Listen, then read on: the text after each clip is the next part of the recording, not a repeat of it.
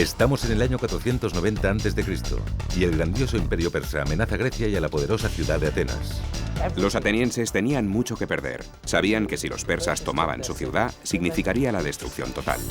Para salvar Grecia, el comandante Milcíades y su ejército de ciudadanos debían vencer en Maratón al comandante persa Datis y a sus fuerzas invasoras.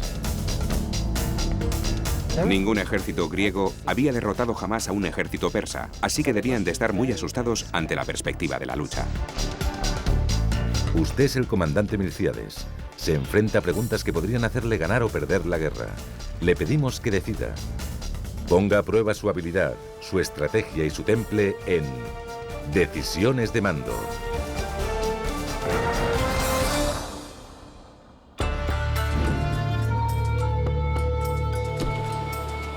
En el año 490 a.C., el imperio persa había conquistado la mayor parte del mundo conocido, lo que hoy es Oriente Medio y Asia Menor. En Grecia, Atenas, una ciudad-estado había enfurecido a los persas al apoyar una pequeña rebelión griega. Los persas querían castigar a los atenienses por unirse a una rebelión contra ellos. Estaban decididos a quemar la ciudad de Atenas hasta los cimientos y a colocar un rey propersa en lugar del gobierno ateniense. El rey Darío, el gran emperador persa, quería venganza. Envió a su oficial de más confianza, el comandante Datis, para someter a Atenas y proclamar Grecia territorio persa. Si Grecia quedaba bajo control persa, nada podría detener la expansión del imperio en Europa occidental. Tenía un camino trazado. Su ruta de expansión pasaba a través de Grecia hacia Europa occidental, tal y como hoy la conocemos. Los atenienses, los espartanos, eran ciudades-estado que estaban en su camino y los únicos que podían detenerle. A principios de septiembre, en una pequeña isla cerca de la costa occidental del imperio persa, el comandante Datis embarcó unos 30.000 soldados en 200 barcos y cruzó el mar Egeo hacia Atenas. Por el camino se apoderó de varias islas griegas, entre ellas Eubea, donde se encontraba la ciudad de Eretria. Conquistó Eretria con mucha facilidad.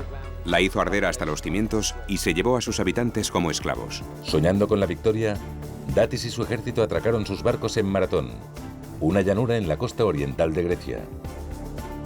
Se sentían peligrosamente confiados. Esperaban una victoria muy fácil. Pensaban que los griegos huirían o se rendirían, y que si llegaban a luchar, al ser ellos más numerosos, podrían superarlos y vencerlos con facilidad. Los ciudadanos de Atenas supieron que la flota de Darío se acercaba y movilizaron un ejército de 11.000 soldados para enfrentarse a los experimentados guerreros persas. El líder de estos soldados era el comandante Milcíades, un noble ateniense que había servido en el ejército persa durante su juventud. Los ciudadanos confiaban en él para encontrar el lugar ideal desde el que organizar su resistencia. Usted es el comandante Milcíades. ¿Cuál es el mejor lugar para enfrentarse al ejército persa? La costa, para forzar a los persas a luchar antes de desembarcar. La ciudad, para proteger al pueblo mientras lucha. El camino, para que la batalla tenga lugar cerca de la ciudad, pero sin ponerla en peligro. ¿La respuesta? No sabe qué ruta tomarán los persas para llegar a Atenas, y proteger a su pueblo no les supondrá una ventaja ofensiva. Pero como los griegos solían luchar desde el centro de la ciudad, esperar al ejército persa en la costa de Maratón suponía un movimiento arriesgado que cogería a Datis desprevenido. La respuesta es la A. Los persas no esperaban encontrar a muchos soldados atenienses en el campo de batalla. Creían que habría observadores, pero no que estuviera el ejército ateniense al completo. Mientras 11.000 soldados atenienses se dirigían a Maratón, Milcíades ordenó a su soldado más rápido, Filípides, que fuera hasta Esparta, a 240 kilómetros. Aunque los espartanos eran rivales de los atenienses, Milcíades esperaba que aceptaran luchar junto a ellos contra los persas, su enemigo común. Tanto Atenas como Esparta habían tenido desavenencias con el imperio persa durante los 50 años previos, así que los atenienses confiaban en que los espartanos llegarían en su ayuda. Pero cuando Filípides llegó a su destino, los espartanos estaban celebrando una de sus festividades religiosas. No les ayudarían hasta la luna llena, casi una semana después. Los atenienses debían enfrentarse solos al ataque persa.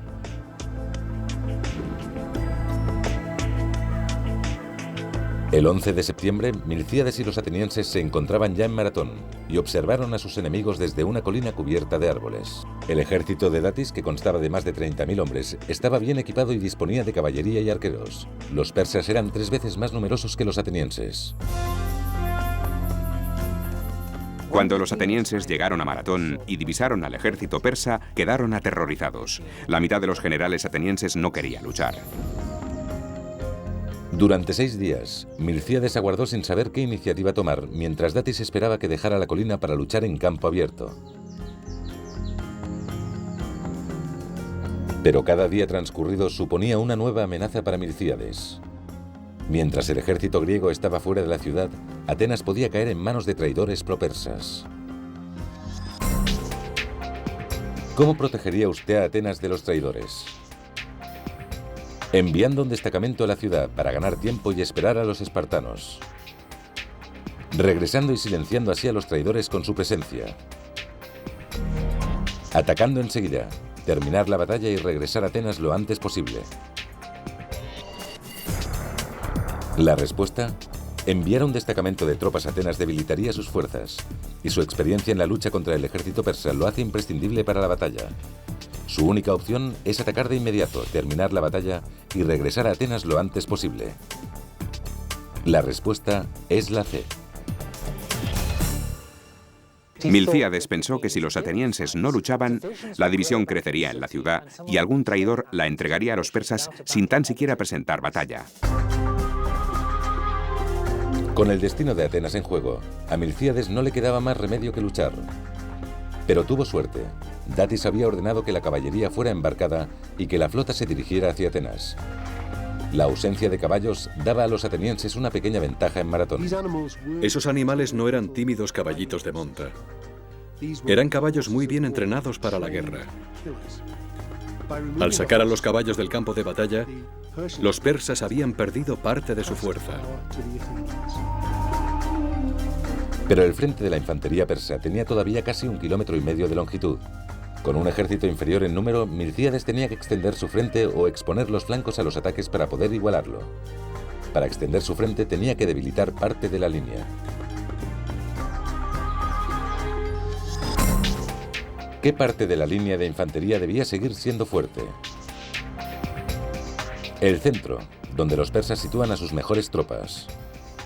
Los flancos, para vencer fácilmente a las tropas persas más débiles y ganar la batalla con rapidez. La retaguardia, para que los soldados puedan maniobrar y aprovechar cualquier oportunidad.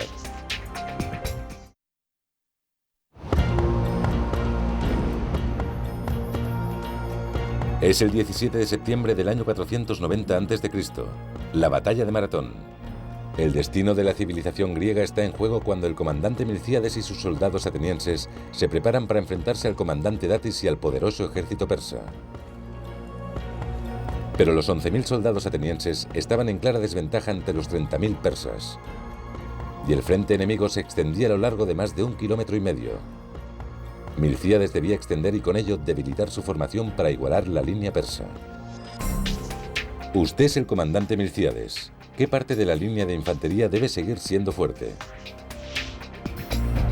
El centro, donde los persas sitúan a sus mejores tropas.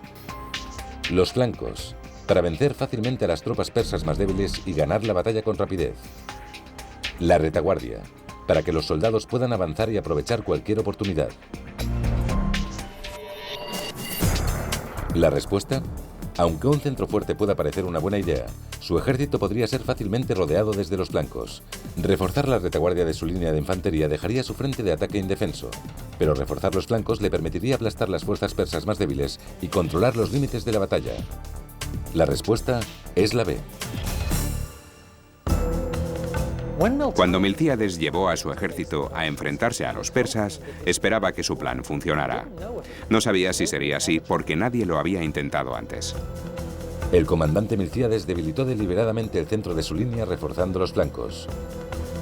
Los atenienses caminaban hombro con hombro colina abajo hacia el enemigo que esperaba. Los atenienses debían de estar aterrorizados mientras bajaban la colina y se dirigían hacia el ejército persa. Probablemente muchos de ellos pensaron que no saldrían con vida. Mientras el ejército ateniense se acercaba, Datis ordenó a los persas que preparasen sus arcos y flechas. ¿Cómo ordenaría a sus tropas que esquiven las flechas? Con escudos que desviarían las flechas. Avanzando en zigzag para ser un blanco difícil. Cargando contra el enemigo para recorrer antes la distancia.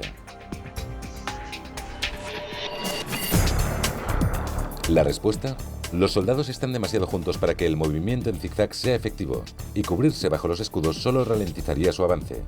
Pero si cargan contra el enemigo, sorprenderán a los arqueros persas y serán menos vulnerables. La respuesta es la C.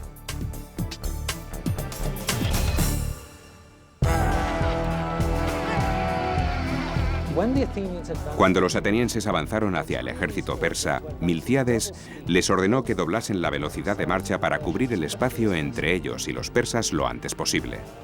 Lo que pretendían al correr más rápido era reducir el tiempo de que disponían los arqueros persas para lanzarles sus flechas. Los persas lanzaron sus primeras flechas contra el ejército griego, pero no tuvieron tiempo para disparar muchas más. En poco tiempo, los dos ejércitos colisionaron en un feroz combate cuerpo a cuerpo. Las lanzas bajaban y las espadas subían. Los enormes escudos de metal entraban en acción. Con ellos golpeaban a los enemigos para abrirse paso. Les apuñalaban con sus pequeñas espadas y seguían. Golpear y apuñalar, golpear y apuñalar. En la lucha cuerpo a cuerpo, las cortas cimitarras persas y sus armaduras ligeras no podían competir contra las pesadas armaduras y las largas lanzas de los atenienses. Por todo el campo de batalla había soldados persas muertos. De momento, la estrategia de Milcíades funcionaba tal y como había planeado. Los soldados atenienses de los flancos, más numerosos, obligaban a los persas a retroceder con una fuerza impresionante. Finalmente, las tropas persas de los flancos empezaron a huir, mientras eran perseguidas por los atenienses. ¿Cuál cree usted que es el mejor lugar para perseguir a las tropas persas que se retiran? El pantano, el mar, la colina. ¿La respuesta? Si persigue a los soldados persas colina arriba, pueden esconderse entre los árboles, y si los empuja hacia el mar, se refugiarán en la seguridad de sus barcos. Pero si les obliga a entrar en terreno pantanoso, lucharán y se ahogarán. La respuesta es la A.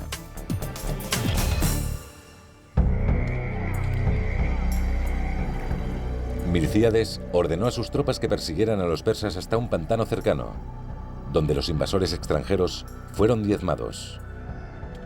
El pantano era un lugar mortalmente peligroso, y los persas no conocían los caminos que lo evitaban. Así que centenares de ellos se ahogaron en sus aguas cenagosas. Mientras tanto, los griegos situados en la debilitada línea central de Milcíades estaban en apuros. Los persas ganaban terreno. Si Milcíades no actuaba rápido, la línea central griega caería y las fuerzas persas atacarían a los griegos restantes. ¿Cómo pueden las tropas de los flancos ayudar a las tropas atrapadas en el centro? Dejando de perseguir a los persas que huyen para concentrarse en los que atacan. Reagrupando las tropas y situándolas entre los griegos y los persas de la línea central. Corriendo hacia los barcos persas. Los persas abandonarán la lucha y les perseguirán.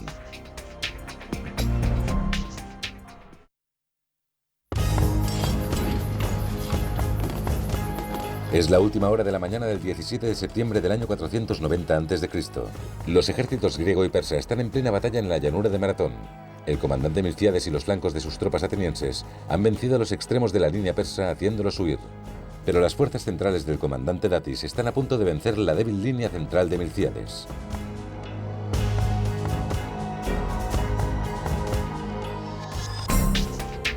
¿Cómo pueden las tropas de los flancos ayudar a las tropas atrapadas en el centro? Dejando de perseguir a los persas que huyen para concentrarse en los que atacan. Reagrupando las tropas y situándolas entre los griegos y los persas de la línea central. Corriendo hacia los barcos persas. Los persas abandonarán la lucha y les perseguirán. ¿La respuesta? No hay garantía de que los persas vayan a seguir a los soldados griegos que corran a atacar los barcos. Y reagruparse para situarse entre los griegos y los persas en la línea central dejaría una ruta de escape abierta para el enemigo. Pero abandonar la persecución de las tropas en retirada y atacar la línea central persa le permitirá rodearles y atraparles. La respuesta es la A. Después de que los flancos atenienses hubiesen roto las líneas persas, Milcíades detuvo la persecución y reunió a sus hombres para atacar el centro de la línea persa por detrás y destruirlo totalmente. Al verse derrotado, Datis ordenó a las tropas restantes que se retiraran hacia los barcos para ponerse a salvo. Los atenienses les persiguieron hasta la costa, abatiendo a muchos de ellos mientras huían. Los persas luchaban por su vida. Así que la lucha en medio del oleaje debió de ser particularmente feroz. A pesar de la gran cantidad de bajas, muchos soldados persas consiguieron refugiarse en los barcos de su todavía temible flota. Milcíades no podía dejar que abandonaran el puerto. Si los persas conseguían volver a sus barcos tras la batalla y navegar hasta Atenas, aún podían capturar la ciudad. ¿Cómo se puede evitar que los barcos salgan del puerto? Abordando los barcos y capturando a las tripulaciones. Cortando las velas con espadas. Con menos hombres se pueden deshabilitar más barcos. Quemando los barcos. Los detendrá y acabará con los soldados persas. La respuesta: los griegos seguían en inferioridad numérica, así que abordar los barcos y hacer prisioneros era imposible. Y cortar las velas no impediría que las tripulaciones escaparan remando. Pero quemando las naves se frustraba cualquier intento de escapar. La respuesta es la C. Milcíades ordenó a sus soldados que lanzaran antorchas contra las naves persas para incendiarlas. Pero solo consiguieron destruir 7 de las 200. Como era de esperar, las restantes zarparon en dirección a la bahía de Falerón, un puerto en la península cercano a Atenas. Milcíades temía que si los persas llegaban a Atenas antes de que sus ciudadanos supieran que acababa de vencerlos, se rindieran aterrorizados al ver la flota enemiga. Para salvar la ciudad de los traidores, Milcíades debía hacer llegar la noticia de la victoria griega a Atenas, y rápido. ¿A quién enviaría usted para avisar a la ciudad que resistan ante la llegada de los persas? Al corredor Filipides. Es su hombre más rápido y el tiempo apremia. A un sirviente. Un sirviente no está cansado por la batalla y está en mejores condiciones para viajar. Va usted mismo. Si todavía hay traidores dispuestos a entregar la ciudad a los persas, no se atreverán a desafiar su autoridad. La respuesta: aunque en Atenas inspira mucho respeto, sus cansados soldados necesitan que esté con ellos y que les lleve a casa lo antes posible. Y los sirvientes no son corredores, así que no están preparados para emprender ese viaje. Como el tiempo apremia, es imperativo que envíe al mensajero más rápido, Filipides, a alertar a la ciudad. La respuesta es la A. Filipides debió de tardar unas 2 horas en correr hasta la ciudad de Atenas. La distancia desde Maratón a Atenas es de 42.195 metros, la misma distancia que se corre en las carreras de maratón modernas. Filipides corrió a Atenas a toda velocidad. A su llegada y sin aliento anunció: «Hemos vencido», y cayó muerto a causa del cansancio. Mientras tanto, el comandante Milcíades y sus hombres se dirigían hacia Atenas para defender la ciudad, pero existía la posibilidad de que no llegaran a tiempo. Los ciudadanos de Atenas quizá tuvieran que defenderse solos. ¿Qué pueden hacer los ciudadanos de Atenas para prepararse contra la invasión persa? Levantar barricadas en las puertas para mantener a los persas fuera hasta la llegada del ejército griego. Abandonar la ciudad y buscar refugio en las montañas. Hacerse pasar por soldados. Desde lejos engañarían a los persas. La respuesta: levantar barricadas no evitará las flechas persas, y abandonar la ciudad equivale a entregarla al invasor. Pero si los ciudadanos de Atenas se sitúan en las ventanas y junto a los muros, parecerá que la ciudad está bien defendida, y quizá los persas no ataquen. La respuesta es la C. Los ciudadanos de Atenas custodiaron la ciudad. Todos los hombres, mujeres y niños se situaron en lugares visibles, junto a los muros y las ventanas, para que pareciera que la ciudad estaba bien protegida. Lo que intentaban hacer era engañar al enemigo. Si parecías un soldado, era muy posible que lo fueras. Datis llegó a la bahía de Falerón preparado para invadir Atenas. Pero para su contrariedad, la ciudad parecía estar bien defendida. Mientras tanto, Milcíades y su victorioso ejército griego se acercaban rápidamente. Esta visión fue demasiado para Datis y sus persas. Sin poner siquiera pie en tierra, los persas zarparon de vuelta a sus territorios. La batalla de Maratón terminó con un éxito rotundo de Milcíades y el ejército ateniense. Aunque los soldados de Datis los triplicaban en número, los griegos mataron a 6.400 persas y solo perdieron 192 hombres. Nadie esperaba que los atenienses ganaran la batalla de Maratón. Cuando lo hicieron, la noticia circuló por todo el mundo griego. Nadie podía creer lo que habían conseguido. No solamente se habían enfrentado a los poderosos persas y habían salvado su ciudad de una destrucción segura, también se había ganado el respeto que inspiraría su civilización durante muchas generaciones.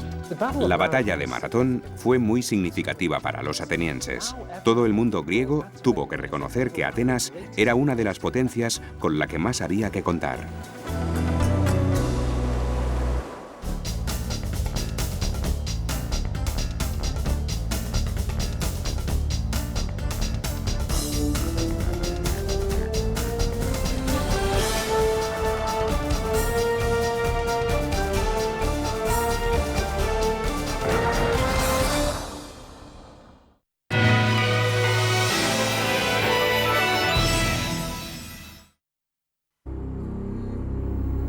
Estas son las Termópilas, en la costa de Grecia continental.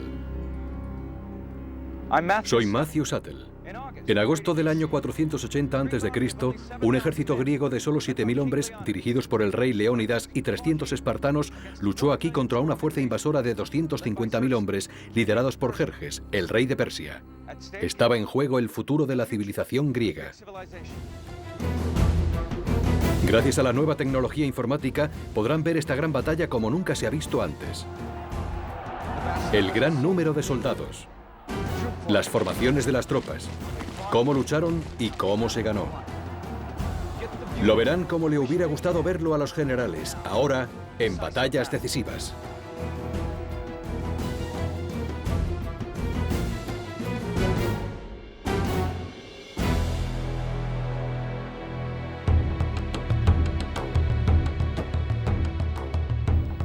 Hace 2500 años, Grecia no era una nación unificada, sino un conjunto de ciudades-estado independientes, como Atenas, Corintia y Esparta, cada una con sus propias leyes y su propio sistema de gobierno.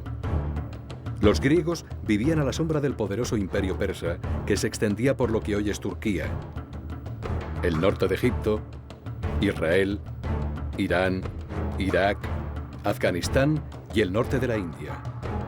2/3 del mundo conocido. Pero ni siquiera eso era suficiente para el rey persa Jerjes. Quería expandirse por Europa, y Grecia era la puerta de entrada. 10 años antes, su padre Darío había sido vencido por los griegos en Maratón. Jerjes estaba decidido a no sufrir la misma suerte.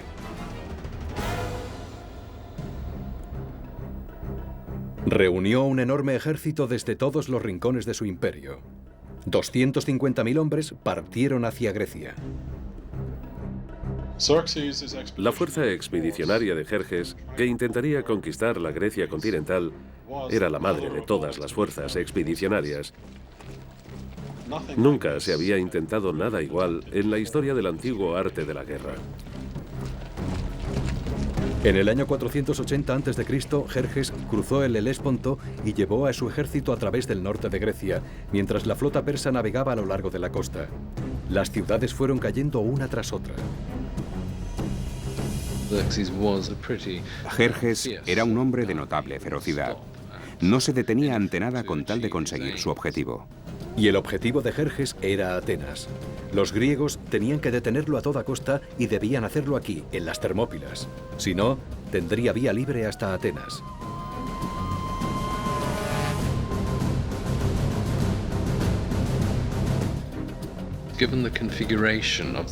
Debido a la configuración de la península griega, por aquí era por donde cualquier ejército debía pasar. Las Termópilas era la elección evidente. El nombre griego Termópilas significa puertas calientes. El lugar era famoso por sus manantiales de aguas termales. Con las accidentadas montañas tan cerca, el estrecho paso era muy fácil de defender, pero también era la puerta de entrada a Grecia. 2000 años de mar y viento han erosionado el lugar de la batalla. Este es el aspecto que tenía en el año 480 a.C. Los griegos enviaron un ejército de 7000 hombres a defender el paso. A ellos se unieron 300 soldados de la ciudad de Esparta. Es imposible imaginar una ciudad menos parecida a Atenas que Esparta. La sociedad espartana era el polo opuesto de la sociedad ateniense. Los atenienses eran muy abiertos. La sociedad se abría a cualquiera que quisiera unirse a ella y lo compartían todo. En cambio, los espartanos eran una sociedad muy cerrada. A los espartanos les educaban para ser soldados, nada más. Desde los 7 años todos los niños de Esparta se entrenaban para la guerra. El ejército era su vida. Incluso después de casarse, los hombres espartanos tenían que vivir en barracones. No podían dedicarse a ninguna otra actividad. Ninguno de ellos podía hacer negocios o comerciar. Todo el trabajo lo hacían los esclavos.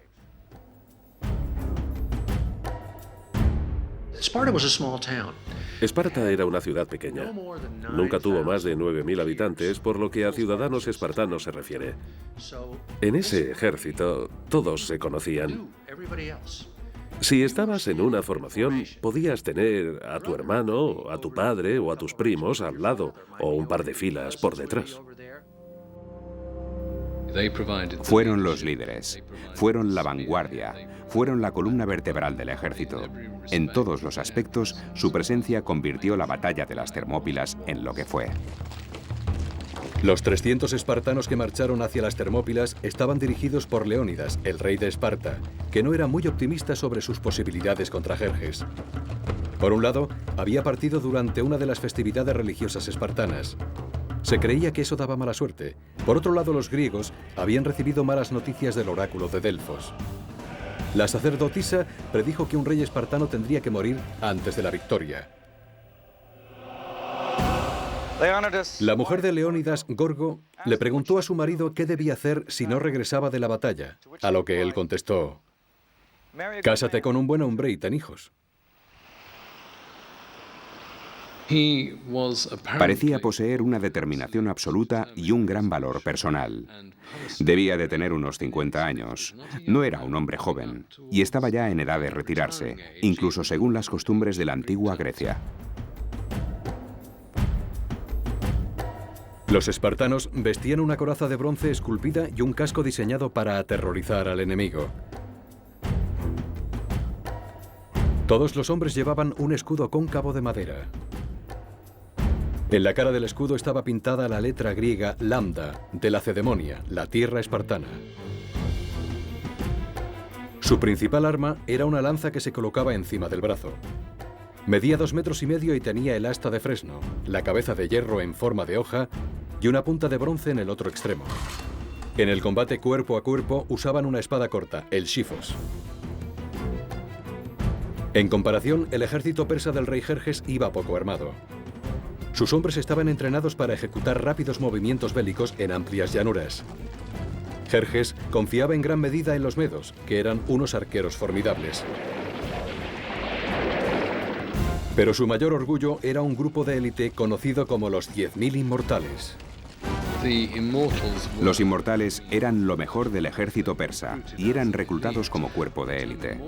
El término inmortal era griego y lo usaban porque se decía que cada vez que uno de los 10.000 moría, había otro en reserva que instantáneamente ocupaba su lugar.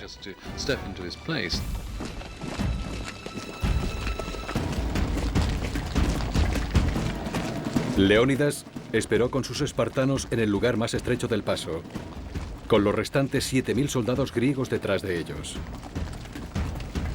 Defendían un muro bajo. Jerjes dirigió a su ejército hacia la parte más baja de la entrada del paso.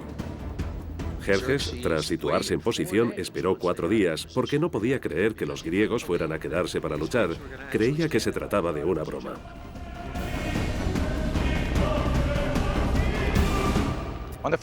Al quinto día se le agotó la paciencia. Exigió: «Entregad las armas». Leónidas le contestó: «Ven a buscarlas». Los persas enviaron un explorador al lugar donde los espartanos esperaban antes de la batalla, y algunos de los espartanos estaban haciendo gimnasia. Se untaban de aceite y se peinaban. El explorador no se lo podía creer. ¿Qué estaban haciendo esos tipos? ¿Cómo podían estar tan despreocupados? Por supuesto, lo que estaban haciendo en realidad era prepararse mentalmente para una lucha hasta la muerte.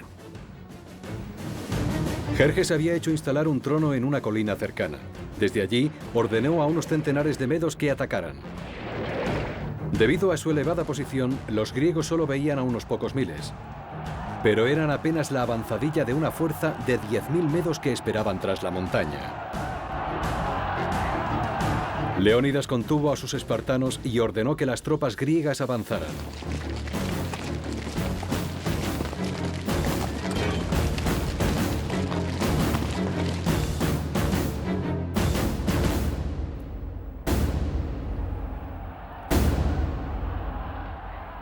La batalla de las Termópilas había empezado.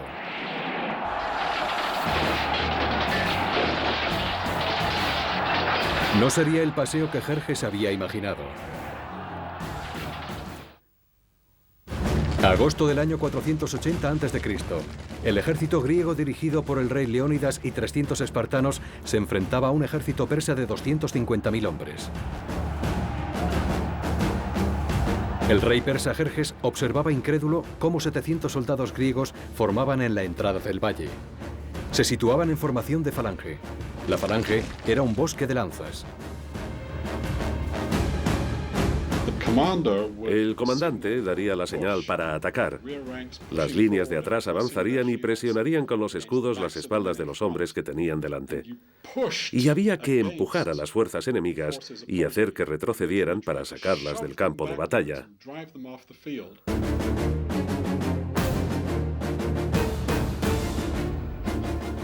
Habían preparado toda la vida para ese momento. Esa falange tenía 18 hombres de profundidad y 64 de ancho. Los escudos se solapaban como las escamas de una serpiente. Era prácticamente impenetrable. Las 3 primeras filas bajaron las lanzas y avanzaron hacia los medos. En comparación con los griegos, los medos iban muy poco armados. Llevaban escudos de mimbre y lanzas ligeras. Antes de que avanzaran, los arqueros medos dispararon una ráfaga de flechas contra la falange.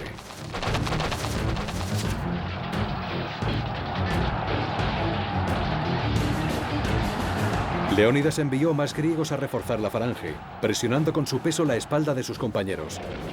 Ráfaga tras ráfaga, las flechas llenaban el cielo. La infantería griega usaba escudos de 90 centímetros, de madera de roble de 5 centímetros de grosor, recubierta de bronce. Eran como tablas de cocina para cortar. Puedes golpear muy fuerte una tabla de cocina con un hacha de batalla sin llegar a romperla.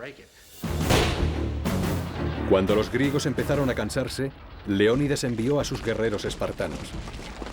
Avanzaban en formación de falange mientras los extenuados griegos corrían atrás. A medida que avanzaban, los espartanos debían ir hablando entre sí, confortándose y animándose unos a otros a dirigirse hacia esos soldados que a su vez avanzaban hacia ellos. Cada paso los acercaba más y más al enemigo y el terror debía de ser increíble. Los expertos luchadores espartanos destrozaron todo lo que tenían por delante. Los medos vieron que sus armas eran inútiles y, desesperados, empezaron a aferrarse a las lanzas espartanas. Entonces los espartanos sacaron los shifos y se inició una verdadera carnicería.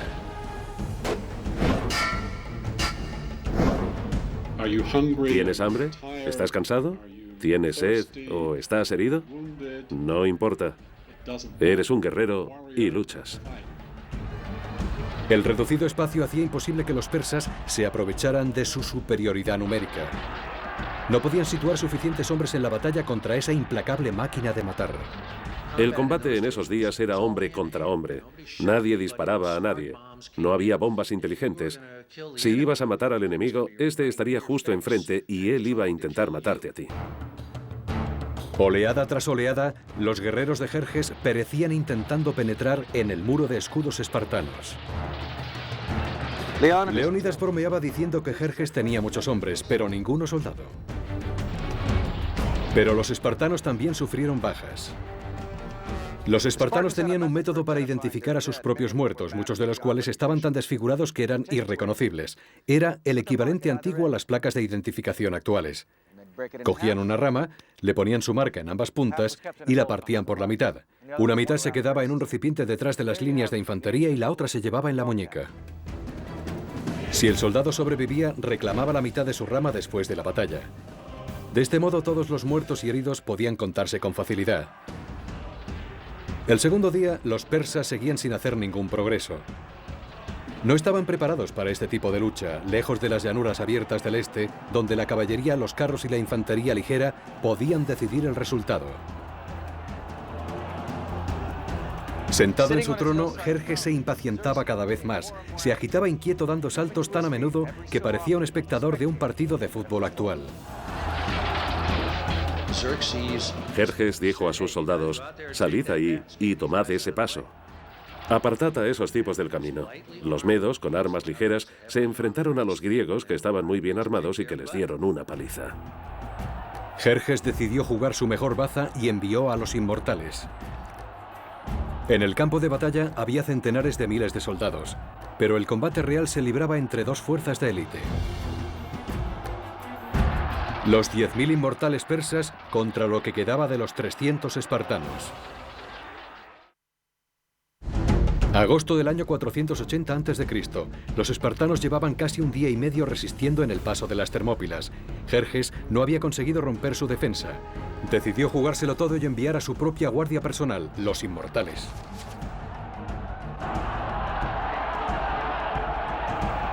Era una visión magnífica. Llevaban arcos, lanzas y dagas cortas. Pero fila tras fila, esas tropas de élite iban cayendo frente a los espartanos. Los persas, con sus armas ligeras, no podían penetrar en la armadura griega, pero los griegos sí podían hacerlo, y además estaban entrenados para luchar de cerca y en el combate cuerpo a cuerpo. Nada afectaba a los espartanos. Jerjes necesitaba un milagro, y llegó de forma inesperada. Un traidor griego, Efialtes, viendo la posibilidad de hacerse rico rápidamente, cruzó las líneas hasta llegar al campo persa. Le habló a Jerjes de un camino que rodeaba las montañas y desembocaba en la retaguardia espartana. La palabra Efialtes existe en griego moderno y significa pesadilla. Efialtes es hoy una pesadilla. Protegidos por la noche, los persas siguieron el camino indicado y en la mañana del tercer día aparecieron detrás de los espartanos. Leónidas había sido superado. Supo que esa sería su última batalla. Para evitar bajas innecesarias, envió al resto del ejército griego a casa. Los espartanos resistirían solos. Debió de ser un momento impresionante. Muchos hombres se alejaban del combate, hombres valientes que sabían que iban a sobrevivir, mientras que otros marchaban hacia el frente, sabiendo que iban a morir.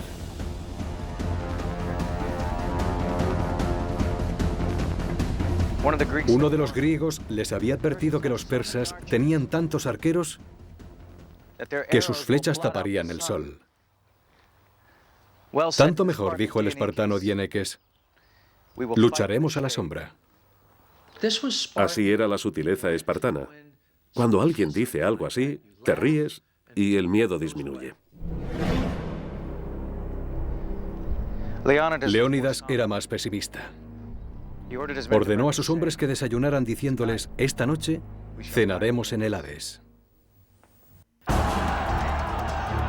Cuando la batalla volvió a empezar, los persas se aproximaron desde ambos lados al pequeño grupo de espartanos supervivientes. Los espartanos, que no tenían nada que perder, lucharon como demonios. Los persas sufrieron muchas bajas. Entonces cayó Leónidas. Sus soldados espartanos corrieron a salvar su cuerpo de la captura y la mutilación. Que los griegos lucharan como lo hicieron para preservar su cuerpo de los persas en el momento de la derrota final muestra lo importante que era la posición, el estatus, el papel del rey o del líder. Jerjes decidió terminar la batalla rápidamente.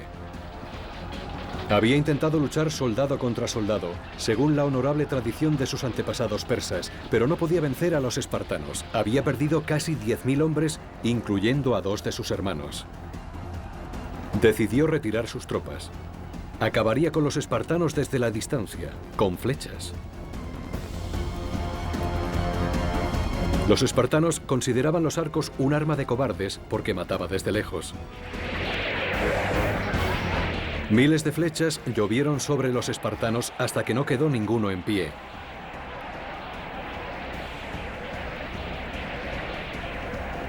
Las armas que más despreciaban acabaron con ellos.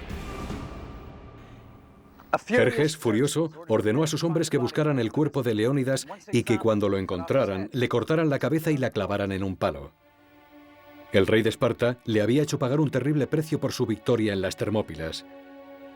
10.000 bajas eran una gota en el mar de tan vasta fuerza. Pero fue un gran golpe para Jerjes y para la moral de su ejército. Le asombraba que esos hombres lucharan por un ideal, la libertad.